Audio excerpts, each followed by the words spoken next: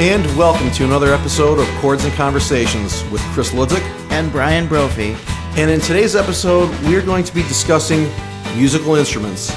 Now, I know that seems like a pretty broad topic, but basically this episode is for people who are maybe looking to get into music and don't know what instruments to buy, don't really know where they should start out, and we're just going to kind of talk about various levels of instruments and what you might need based on your needs. So, Bryan is more in tune with drums, pianos, keyboards, and he's going to cover those, and I'm going to talk about guitars, basses.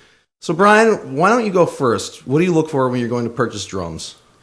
All right, so when you are looking to purchase drums, I'm actually going to say something that will annoy some of the drummers who are listening to us right now. I think that when you are first starting out, there's nothing wrong with buying a somewhat inexpensive kit. Mm-hmm. I think as long as you go to a music store to do it, I would not go to Walmart. But what I would do is go to a local music store. Does Walmart even sell drums? Like those little, Oh, the First Act brand? Yeah, like that stuff. Oh, jeez. Stay away from that stuff because I'll have people come up to me and be like, oh, yeah, I bought my kid this guitar for Christmas and they want to know how to get it strung up or whatever. And they'll, show me the guitar or the drum set and it'll be a First Act. And I'll be like, this no. really, there's nothing that you can do that's going to make this a pleasurable experience of learning how to play. So when you're looking for drums, you definitely want to stay away from those kinds of things. Go to a local music store. A couple things to look for: a knowledgeable staff and brands that are well known. Mapex, Sonar, Tama, anything like that. And they do have some relatively inexpensive kits that you can purchase for beginning to learn to play the instrument. But definitely go see if you can try them out and if they have a really nice tone, a nice sound, because a lot of these drum kits do.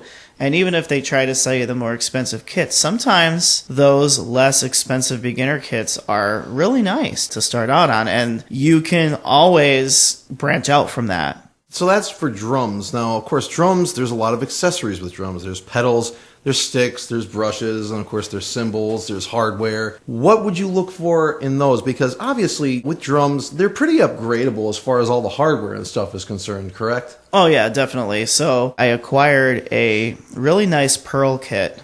And it's not on the real expensive side. And, they're just a nice kind of middle-of-the-road beginner kit. Now, I've been playing for years, but I acquired this kit and I play it out. It sounds great.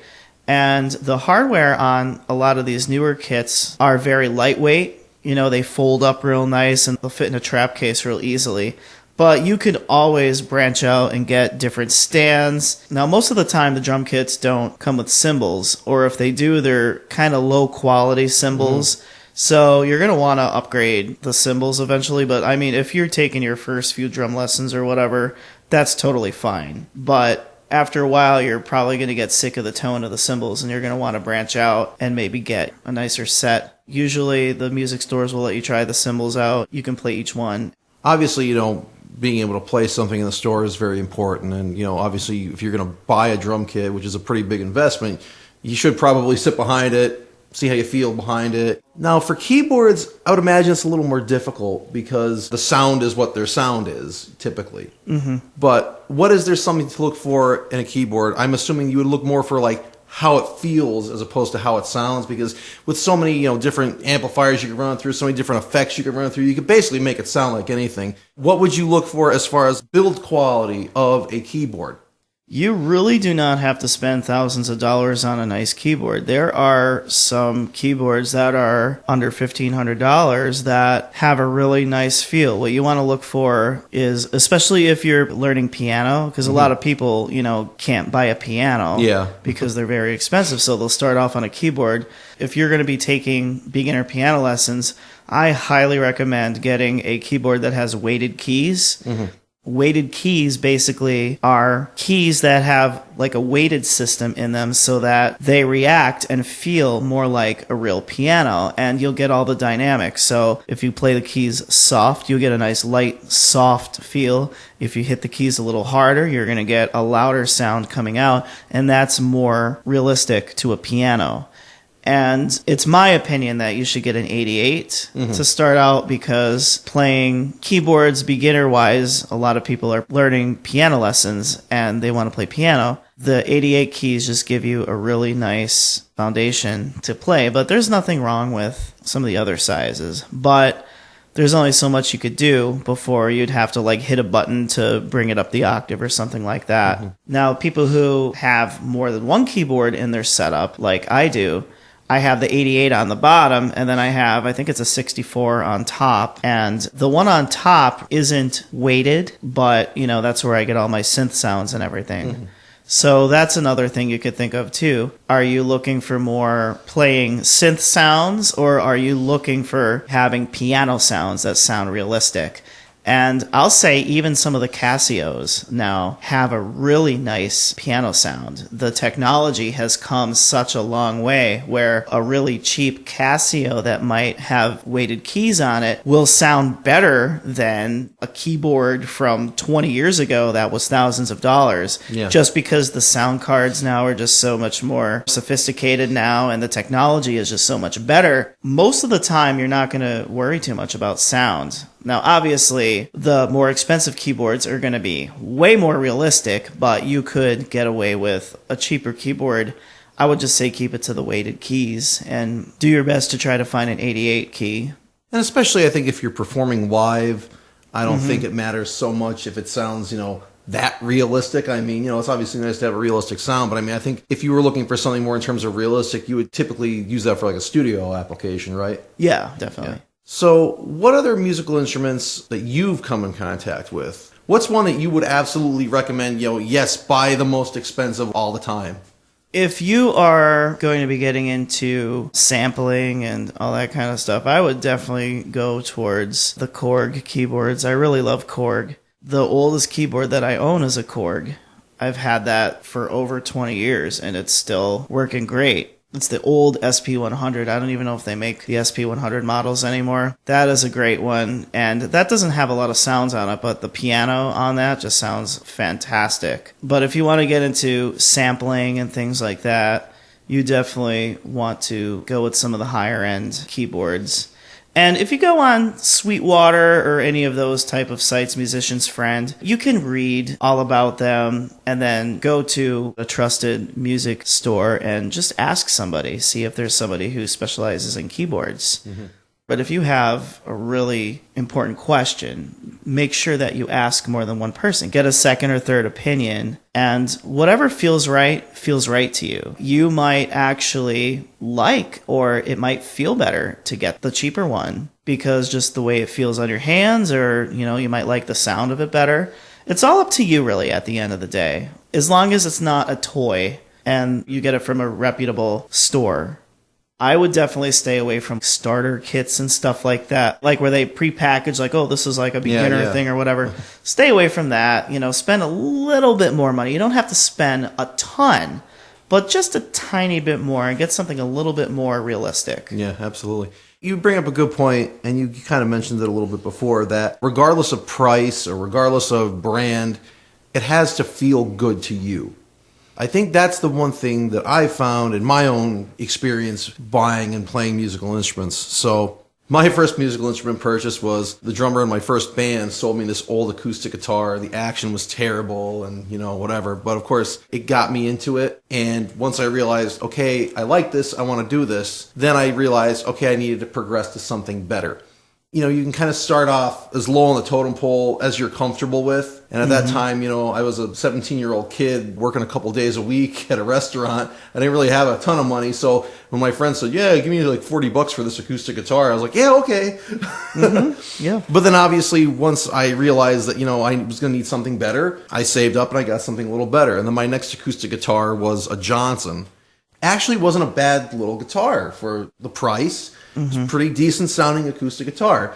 But again, over time, it wasn't so great. And I realized, I could do a little better because I was starting to do more as far as recording and stuff like that. So I realized the quality needed to increase again. So my next guitar I bought at Janetta Music, which is no longer there. It was a Montana, and it's the one that I still use to this day. The guitar cost $100. And I get more questions about that guitar when I do shows or from people who hear my recordings. Man, that acoustic sounds really nice. What is that? Is that a Taylor? No, it's a $100 Montana. But again, you don't need to have the most expensive gear to get the best sound out of it. Now, I talked before about your playing ability. That really should determine the kind of instrument you buy. Now, obviously, if you're just learning to play something like the guitar or something, you don't want to get the most expensive Gibson Les Paul or something like that. You'd be good with maybe an Epiphone or Squier. It's going to get you to the same place. I have an Epiphone Les Paul knockoff, and I love it. I use it on professional recordings. Absolutely. This is the one reason I wanted to make this episode was because there's a lot of kids out there that they see their heroes on stage and they see, he's playing a Gibson Les Paul, he's playing a Stratocaster, he's playing a Telecaster, or they see somebody playing drums, oh man, he's playing Slingerland drums. And you get that idea in your head that, well, if I want to be as good as them, I have to play what they play. And I can't tell you how many kids I've seen over the years that they'll go out and buy the actual Gibson Les Paul, pay over $1,000 for it. And they would have been fine with the $150 Epiphone studio model. It would have got them the same place. And they sound good. And the other thing is too, is we were talking about drums and how you could get away with buying maybe not the most expensive drum kit because you could upgrade things on it. You could upgrade all the hardware, cymbals, upgrade the stands, upgrade the pedals. Even the snare, Yeah. With guitars, they are one of the most upgradable instruments, one of the instruments that are most capable of being adjusted to exactly your liking. And yet, I see so many people that this guitar is a piece of junk. Oh, this guitar's crap. And then you say, well, did you get it set up? Well, no. Did you change the strings? No. There's so many things you could do. And a lot of them you could do yourself. You don't even have to take it to a luthier. A lot of the stuff is you could watch videos online. There's this one company, Stuart McDonald, Stu Mac. I don't know if you've ever seen their videos on YouTube. They make all these, custom parts for the guitars and stuff, upgrades and modifications and stuff. And they have a really, really great series of videos on YouTube where they show, how to set up a guitar. It just requires a little bit of patience and a little bit of elbow grease. But for not a lot of money, you could customize that instrument to how you like it and how you would like to play it. And that's the great thing is okay, if you set the action up a little too high, you can always lower it. If you set up too low, you can always raise it. If these strings are hurting your hands too much, try thinner strings. If the thinner strings are buzzing on the frets too much, try thicker strings. There's a lot of different things you could do, and it doesn't take a lot. So you could buy a relatively inexpensive guitar or bass, and with a few little modifications and adjustments, that cheap guitar and bass could be just as good as maybe a mid-priced one. Mm-hmm. So I'll give you an example, and you're going to laugh at this one because we talked about this a lot over the years. Remember you had the American Fender Custom Shop Strat? Mm-hmm. It was a beautiful guitar. I have the Squier Affinity Stratocaster, the 20th Anniversary Edition, and I paid, with shipping, $160 for it back in 2002. And what did you say you paid for yours? $900? Yep. And we were recording one day. I had my guitar there, and we were doing a song. And then you were screwing around down in between takes or whatever, and you're like, damn it, this thing's better than mine. Yeah, you really lucked out with that one, definitely. I did. But again, I also got it set up. I'll be honest with you, Brian, out of the box, the guitar wasn't as good as it is now. Right. Because, they just kind of ship it from the factory. They just kind of adjust it to what they think is going to be presentable and playable. But again, that's the important thing when you buy, especially stringed instruments. You have to set it up to how you like to play. But it's just amazing how many people I've come across that, they'll buy the most expensive guitars and be like, this doesn't sound good. Why doesn't it sound good? And it's because they didn't get it set up. And it's just crazy because you waste all that money thinking, well, it's more money. It has to be the best. And that's not always necessarily the case. My first bass guitar was a P-Bass knockoff, and it was a Fullerton. This thing was heavy as hell. I mean, this thing weighed more than a regular P-Bass does. And the thing was great. It stayed in tune. It was rock solid. And I got rid of it because I traded it and another guitar in for a Fender Made in Mexico jazz bass. And everybody always talks about the made in Mexico Fender stuff and how great it is and how great quality it is. And I didn't like the jazz bass. I didn't like the sound of it. And I just thought, oh, man, I should have kept the Fullerton. And I wish to this day, I still did, because even though I have a Squier P bass now, I still wish I had that Fullerton. It was just a meaty bass guitar. It was great. Again, with basses and guitars, you can get away with buying a little cheaper, but you might have to modify them a little bit. Maybe if you don't like the sound of the pickups, maybe if the pickups in them are a little microphonic sounding, maybe you get new pickups for it. And pickups really aren't that much more money. And honestly, if the guitar itself, if the foundation of the instrument is good, you like the neck, the body's good, it's nothing to swap out a couple pickups. It's nothing to maybe swap out the bridge. You could buy a guitar for like $100. That's like a Fender Strat style guitar. You can get them for like $100. There's even cheaper ones on Amazon. And again, I know you said, don't buy ones that don't have a name, but in my experience, again, with an instrument like that, it's different for drums, it's different for keyboards, and I understand it, but with guitars and basses, we have a little more leeway because, again, you can buy a $100 guitar. Yeah, okay, the strings are going to be crap. Whatever. You're going to have to change the strings eventually anyway. Maybe the pickups aren't great. Okay, pickups aren't that much money. You put another $200 into that $100 guitar, you're still ahead of the curve compared to a mid-price guitar that you would pay $500 or $600 for. You're still a couple $100, ahead of the game.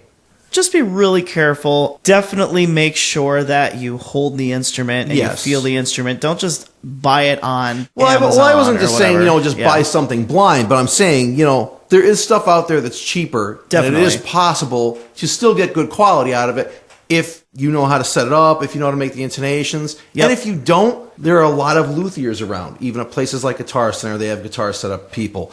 I personally go to a guy named Zachary Guy, great guitar maker. He set up all my guitars and basses for years. Like, every time he sets them up, like, they play like they're brand new.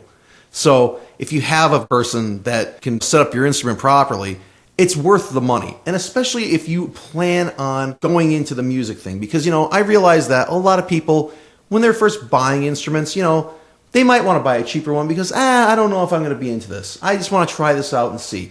In that case, I would say, don't go out and buy the most expensive instrument. Because if you're just trying it out to see if you actually want to play, fine, don't buy the most expensive one. But also, like Brian said, don't buy a cheap one either, because then that could ruin your experience of playing. Because if the instrument doesn't feel good, if it doesn't sound right, it's going to take away your joy of playing. And you're going to be like, this sounds like crap. I don't want to do this. But again, if you have access to people that can set it up for you a little better, great, do that. But if you are going to write songs, if you're planning on performing, then that's when you invest money in a better instrument.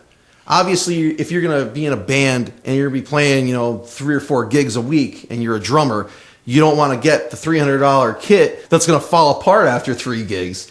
You want to get something that's a little better. You want to get something that's a little more sturdy because you're actually going to go out and play with it. Yeah, and even the more notable drum companies, like I said before, their beginner models are very well made.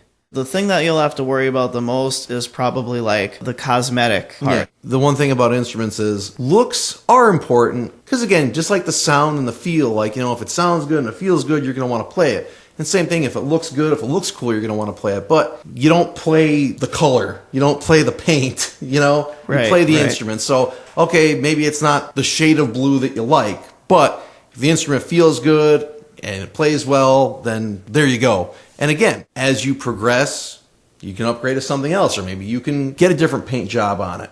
Because the cosmetics aren't everything. And again, that's something that I've seen kids do you have this in red? Or do you have this in this color or whatever? And it's who cares what color it is? Play it. You know what I mean? Just play it. Now, you play a lot of percussion instruments. What would you say as far as congas and things like that? What would you say you look for when you purchase something like that? I love LP.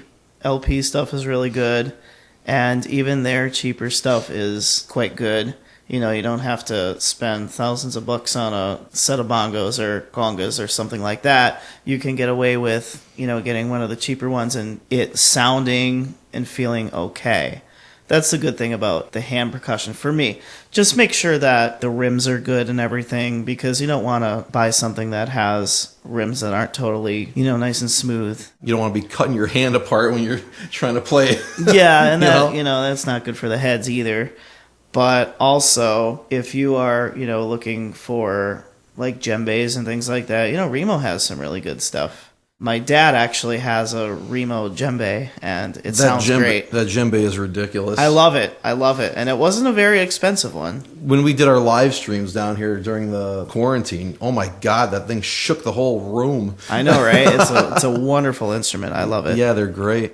Now, one thing I do want to mention, since a lot of people that know me from my experience in public education, if you are looking for a wind instrument, let's say that you want to learn clarinet or saxophone or trumpet or something like that, stay away from the really cheap beginner models. The keys fall off and it's really not good. So if your kid really wants that blue-colored trumpet, usually that trumpet is going to either not feel good, it's not going to play good, it's not going to sound good. I have horror stories about parents who buy these really cheap wind instruments and they're always having trouble. Sometimes notes won't come out because the keys aren't lined up right. So be really careful with those. And if you're going to have your kids join the school band program, usually there is a rep that'll come to the school to do rentals or rent to own or whatever. They'll put you on the right track. Don't just go to your local music store and buy the $100 clarinet. That's really cool because it's the color red or whatever. Because, yeah, you may have the coolest looking clarinet in the band, but you're going to have a really bad experience. You're going to be frustrated because it's not going to play well, especially if you're learning how to first make sounds with the mouthpiece. You might never even get past that because there might have been something wrong with the mouthpiece or the reed or whatever, or something with the keys. So I just wanted to put that in there too. I know that we're mostly talking about rock music and stuff, but definitely for that, I would definitely talk to the instrument rep or a band teacher or something. Is Robert M. Sides still in business? Yeah, we work with Sides. There you go. Yeah, we love Sides. I remember that. We have a rep that comes to our school every week, and they're wonderful. That's a good thing to bring up. And, I think the thing is, especially when you consider that most people that get into music start off as, young kids or teenagers or something. When they have that spark and they want to learn, it is important they have something good to learn on. But again, my thing is like, you want something good, but you also don't want something that's going to break your bank. I don't want to see kids going out there and buying the name brand stuff, the Fender Stratocasters, because they saw Jimi Hendrix play it and think, why don't I sound like Jimi Hendrix? That's not how it works. The thing that's the most important takeaway from all of this, the instrument has to feel good to you. It has to sound good to you. Don't just go with the status quo. Don't buy a Stratocaster or a Telecaster or a Les Paul because you see, so-and-so plays it, or because, this is what this kid bought, so I have to buy this too or something. It's not about keeping up with the Joneses. Right. Listen, I bought a $160 guitar. I've had it for 20 years now. The thing is still rocking. It's still great. It still sounds great. I've played it on pretty much every recording I've ever done. I played it live. And for $160, that guitar has more than paid for itself. Yeah, definitely. And the same thing with some of the cheaper drum models that aren't completely, bottom of the line. Putting new heads on them and tuning them correctly could make all the difference. Absolutely. And again, getting them set up is the most important thing, because right out of the box, things aren't going to be to your standard. You might get lucky sometimes. You might pick up a guitar at a store and, oh my God, wow, this plays really nicely. And hey, great, if that's the case, fantastic. But with just a little bit of setup, that instrument is now your instrument. It's not just some instrument that's hanging in a store. It's not just some instrument that's on display somewhere. It's your instrument. You've got to adjust it to your needs and to your specifications and the requirements of what you're doing, the type of music you're doing, the type of setting you're playing them in. And that's the most important thing. Yeah, it becomes an extension of yourself. Absolutely. So, kids, don't break your parents' bank. Start off small. If you're interested, work your way up. There's always room for improvement. You can always go up. Don't start off with the most expensive stuff. Start off modestly, Yeah, because how many people do I know that wanted to get into guitar playing or something and they buy this really super expensive guitar and now it just hangs on their wall as a decoration? Take all those things into consideration when buying a musical instrument. If you're going to buy it, how you're going to play it, and where you're going to play it. Those are the most important things. So with that being said, we want to thank you for listening to this episode of Chords and Conversations, and we hope this helps you on your journey of buying a musical instrument. I'm Chris Hludzik. And I'm Bryan Brophy. And we'll talk to you again soon. The Chords and Conversations podcast was conceived and produced by Bryan Brophy and Chris Hludzik and engineered, edited, mixed, and mastered by Chris Hludzik. The Chords and Conversations podcast theme song is an instrumental version of The Powers That Be by The Latter Day from their 2006 album As We Speak and was written by Chris Hludzik, produced and performed by Bryan Brophy and Chris Hludzik, and engineered, mixed, edited, and mastered by Chris Hludzik. All rights to this podcast and its content reserved by Bryan Brophy and Chris Hludzik.